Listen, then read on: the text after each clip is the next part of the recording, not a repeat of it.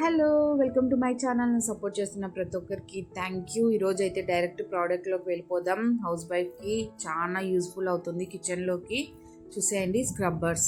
మనం రౌండ్గా steel scrubbers use చేస్తాం, ఐడియా ఉందా?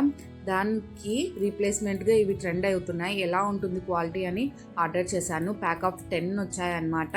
నేను ఆర్డర్ చేశాక చూశాను, ఇంకా ప్యాక్ ఆఫ్ 20 కూడా ఉన్నాయి. బిలో 90, 80లోనే అవైలబుల్గా ఉన్నాయి. క్వాలిటీ అయితే చాలా బాగుంది. నాప్కిన్ టైప్లో సాఫ్ట్గా ఉంది హ్యాండ్స్కి అయితే. నాకైతే క్లీన్ చేసేటప్పుడు కొంచెం దుడ్డుగా, అంటే చేతి నిండా స్క్రబ్ ఉంటేనే క్లీన్ చేయాలనిపిస్తుంది. మనమైతే ఇలా స్టీల్ స్క్రబ్బర్స్ క్లీన్ చేసినప్పుడు వీడియోలో చూడండి, స్టీల్లో పార్టికల్స్ అన్నీ ఇరుక్కొని స్మెల్ వచ్చేస్తుంది.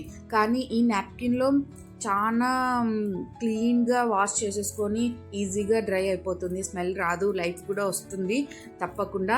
నా రివ్యూ ఈజ్ 10/9 అనమాట. ఎందుకంటే నాప్కిన్ టైప్ ఉంది. చాలామందికి క్లీన్ చేసేటప్పుడు హ్యాండ్ నిండా స్క్రబ్ ఉంటేనే పాత్రలు నీట్గా వాష్ చేయాలనిపిస్తుంది.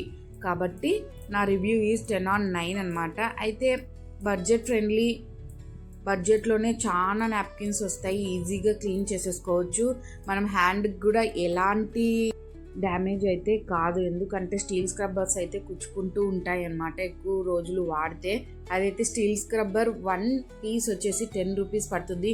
ఇవైతే 20 కూడా బిలో 90లోనే మనకి అవైలబుల్గా ఉన్నాయి. లింక్ కావాలంటే కామెంట్ చేయండి. ఇలాంటి స్టీల్ స్క్రబ్బర్స్ ఇంకా వదిలేసి ఇలాంటి నాప్కిన్ సాఫ్ట్గా ఉండే స్క్రబ్బర్స్ని యూస్ చేస్తాం. అండ్ నాకైతే చేతి నిండా దుడ్డుగా ఉండి క్లీన్ చేయడమే ఇష్టం. అండ్ మీకు ఎలా క్లీన్ చేయడం ఇష్టమో కామెంట్ చేయండి. అయితే యూస్ఫుల్ ప్రోడక్టే అని చెప్తాను.